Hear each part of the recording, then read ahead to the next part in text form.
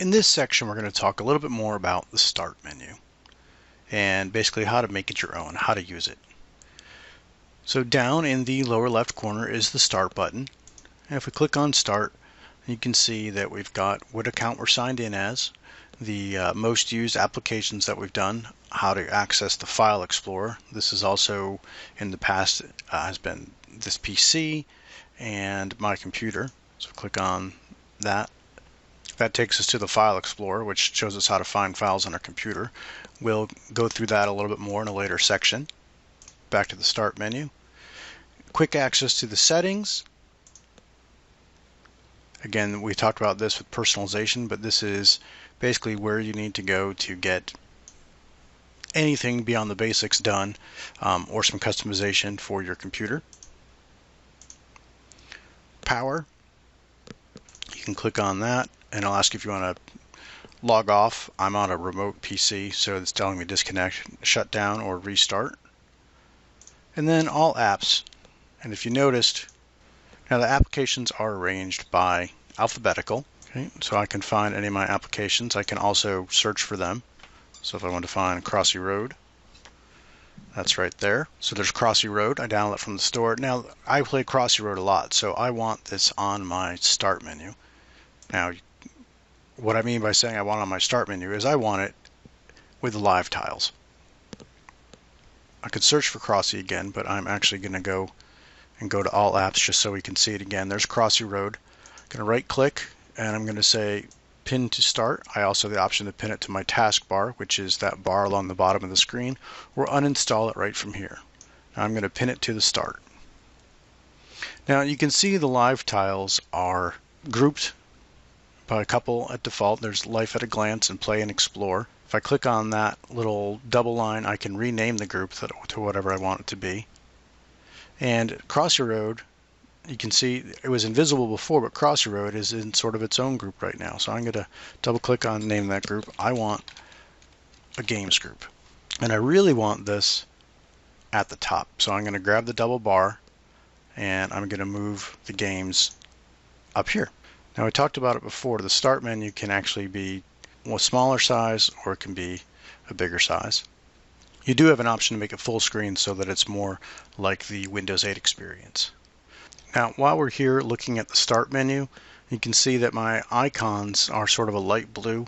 One of the things we had done in settings, and it's there by default, is to pick an accent color from the background. So if I went over to the desktop and I said next desktop background, well, gray is probably not going to be that dramatic a change. Slightly darker blue. Alright, let's see what it gets from this image. So it picked an accent color. Now it's got the orange taking it from those rocks. So it sort of goes along with the background that we're seeing transparent through the Start menu. Now one of the things about live tiles is the fact that they change. They have information. So money is changing. News is changing. My photos are going through what photos I have in my photo library. Now I really like to see my photos, so if I right click, I have the option to turn the live tile off, unpin from Start, or resize. I want to make those photos even bigger because I like to see those every day, and I want to move those right to the top because that's what I want to see. That's important to me. The weather, again, I like to see that. Right now I'm seeing the 5-day forecast because I like to see the weather, and I'm going to move that over to where I want it. And my photos, I think I'm actually going to shrink those down just a little bit. So I can go through my photos and they'll change, and I'll just see something different every few seconds. My mail, if I make that wider, when mail comes in I'll see some more information, even a little bit of a preview of the mail that's going on. And if it's at this size, I'll just get the notification when I do get some new mail. I'm not really a sports guy, so I'm going to take this off of my Start menu because I don't really need it. I've got Xbox, you know what, I'm going to move that to games. And for me, the store makes more sense to go over into Play and Explore. But I really don't need it that big, so I'm going to make that even smaller. Same thing with music. That's not really doing anything for me. I'm going to make that smaller, move it over. Movies and TV. Going to also make that smaller. So I can arrange the icons really any way I want to. Money, I don't need it taking up that much real estate, but I do want to see the news. So I'm going to move that up just a little bit more. And I'll probably put the mail next to my photos. Same thing with my calendar and my people. Okay, so now this is looking a little bit more like how I want my, basically at a glance, my live tiles to see. You can see I changed the money and it reset itself shortly afterwards to still do the live information. Another application I want to add to my start menu because I use it a lot. I've installed the preview version of Word Mobile, and I'm going to pin that to the start.